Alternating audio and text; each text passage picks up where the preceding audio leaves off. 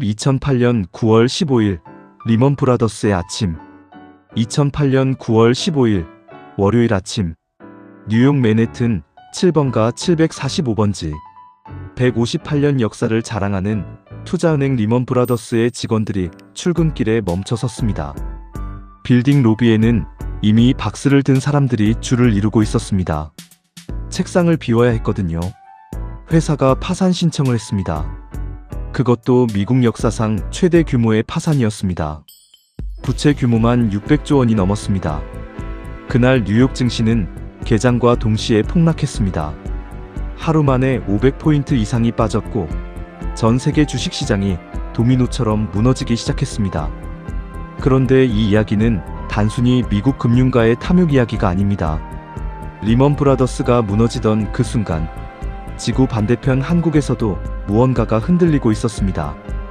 환율이 치솟고 주가가 곤두박질 쳤으며 수출 기업들이 발을 동동 굴렀습니다. 어떻게 미국 한 회사의 파산이 태평양을 건너 서울 시민들의 삶을 뒤흔들 수 있었을까요? 오늘은 그 연결고리를 따라가 봅니다. 후드경제. 폭탄의 재료 서브프라임과 부채의 탑. 이야기는 2000년대 초반으로 거슬러 올라갑니다. 2001년 닷컴 버블이 꺼진 후 미국 경제는 침체의 늪에 빠져 있었습니다. 미국 연방준비제도, 즉 연준은 경기를 살리기 위해 금리를 대폭 내렸습니다. 기준금리가 1%까지 떨어졌습니다. 돈을 빌리는 비용이 거의 없어진 거죠.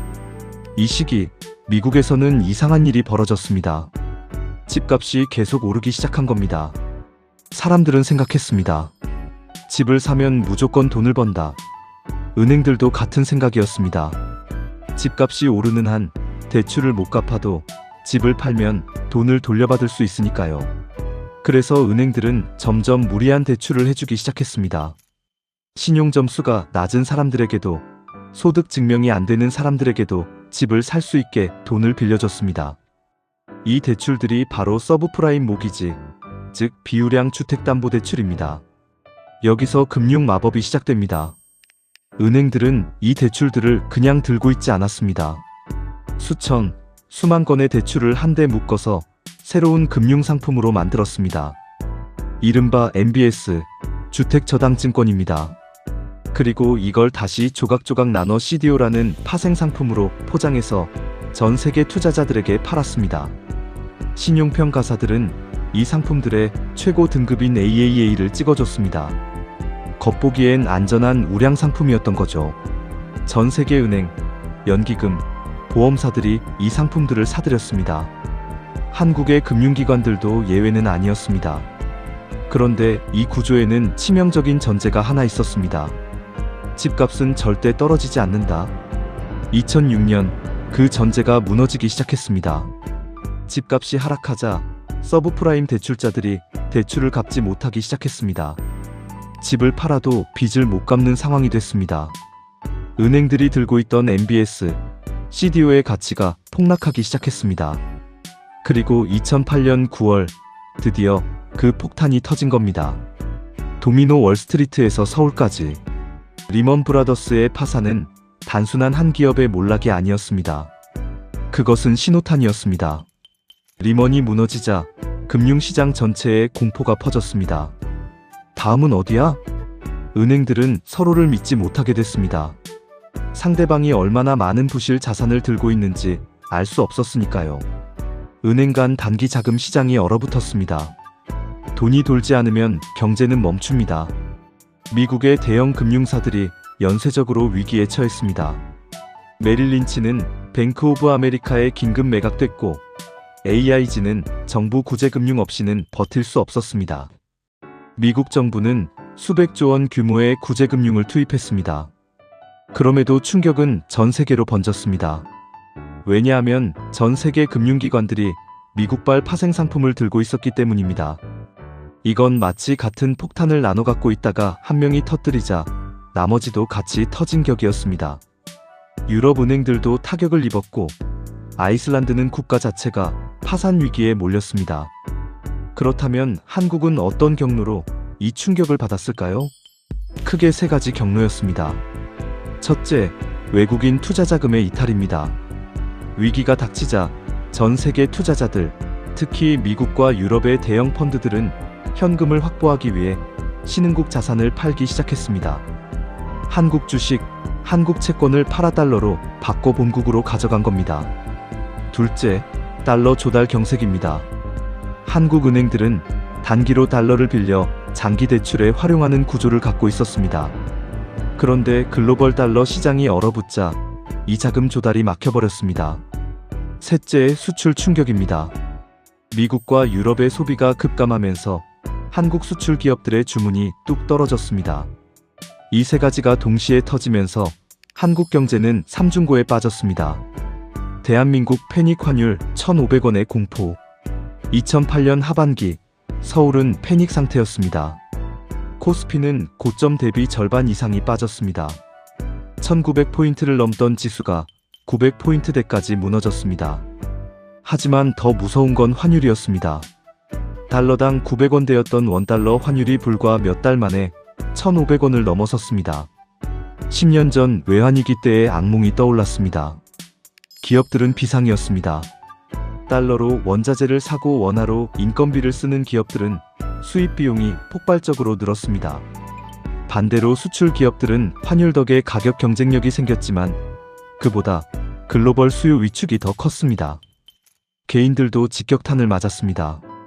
외화 대출을 받아 주택을 산 사람들의 빚이 환율 상승으로 순식간에 불어났습니다. 키코 사태도 터졌습니다. 키코는 환율이 일정 범위 안에서 움직일 때 유리한 파생 상품 계약이었습니다. 많은 중소수출 기업들이 환율 변동 위험을 줄이려고 이 계약을 맺었는데 환율이 예상 범위를 완전히 벗어나면서 오히려 엄청난 손실을 입었습니다. 수천억 원 규모의 피해를 입은 기업들이 줄줄이 나왔습니다. 이명박 정부는 긴급 대책을 내놓았습니다. 한국은행이 외환 보유액을 동원해 환율 방어에 나섰습니다. 그리고 결정적인 한 수를 뒀습니다.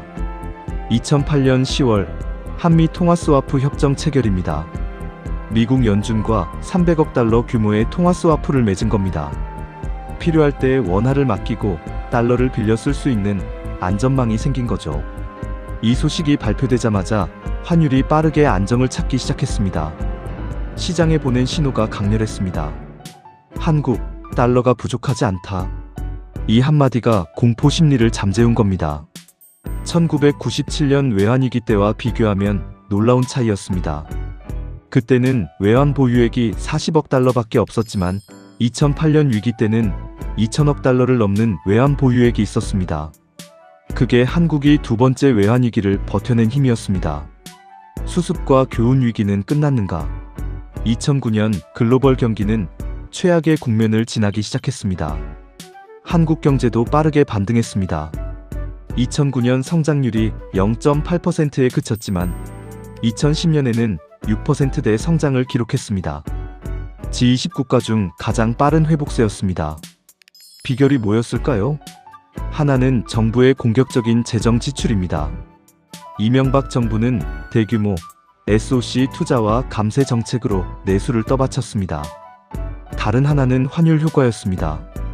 원화 약세가 지속되면서 삼성, 현대, LG 같은 수출 대기업들의 가격 경쟁력이 높아졌습니다. 2009에서 2010년 한국 대기업들은 역설적이게도 위기 속에서 글로벌 시장 점유율을 높였습니다. 경쟁자인 일본, 유럽 기업들이 흔들리는 틈을 탄 겁니다. 그런데 위기가 지나간 자리에는 새로운 씨앗이 심어져 있었습니다. 정부는 경기를 살리기 위해 저금리 정책을 이어갔습니다. 돈의 비용이 낮아지자 사람들은 빚을 내 집을 사기 시작했습니다. 가계부채가 늘어나기 시작한 겁니다. 2008년 위기를 탈출하는 과정에서 한국 사회는 또 다른 문제의 씨앗을 심었습니다. 이 이야기는 훗날 한국 경제의 발목을 잡는 가계부채 문제로 이어집니다. 그리고 이건 다음 편의 이야기입니다. 2008 금융위기가 남긴 가장 큰 교훈은 무엇이었을까요? 세상은 연결되어 있다. 미국 텍사스의 신용불량자가 집을 못 갚는 사건이 독일 은행을 흔들고 한국 중소기업을 파산시켰습니다. 이것이 세계화의 이면이었습니다. 이익은 함께 나눌 수 있지만 위기도 함께 당합니다. 그리고 한국은 그 교훈을 가장 비싸게 배운 나라 중 하나였습니다. 오늘도 봐주셔서 감사합니다. 다음 편에서는 그 위기 이후 한국 사람들이 왜 그토록 빚을 지게 됐는지 이야기해 보겠습니다.